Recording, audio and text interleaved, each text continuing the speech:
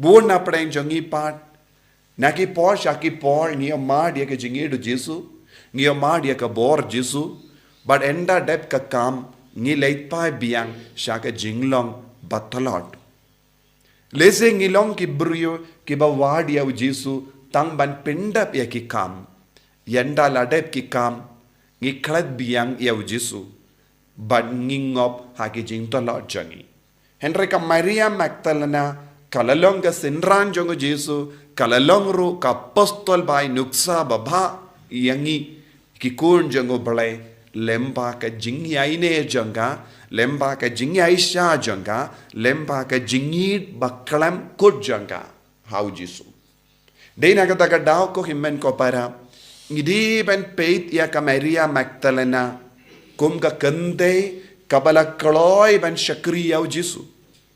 ngi don bon gi longumi don bon gi kun samla kente ke ba yid yaw Jesu don ro ki shinran ke ba yid yaw Jesu ke ba long gi shakri yaw Jesu shisin ba ki yomad ya ke jingi do Jesu kim kwa satya ban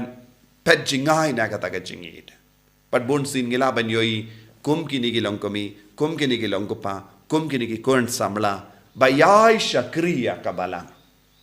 kalem pan kano ka jing siu kalem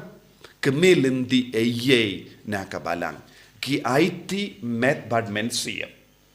tenten ki briu ki kirli kamindoy ayu kini ki briu ki pelod ya ka por badu Jesu bad kabalang lese hakama tu Jesu nagabinta ki briu ki bambat yomad ya ka jingid kimla ban sauto bad shempang ya ke jingle jong ki briu bariu balai ki bayomad ya Jesu ka jingyo mad ya ka jingi do Jesu ka pelong ki briu ban tu shajan but ki kloy ban pelut ya ka por jangi ki pelut ya ki kaspa ka peu jangi naga benda u Jesu kalam kemelendi ye na ka balang ne na ka no retreat center ngila ban yo don bon ki briu ki ba pelut ya ka por ha ki retreat center lese haba bon ki briu ki ay sharum shaneng don ki riu bale kum ka Maria Magdalena ki ba wan ban pelut ya ka por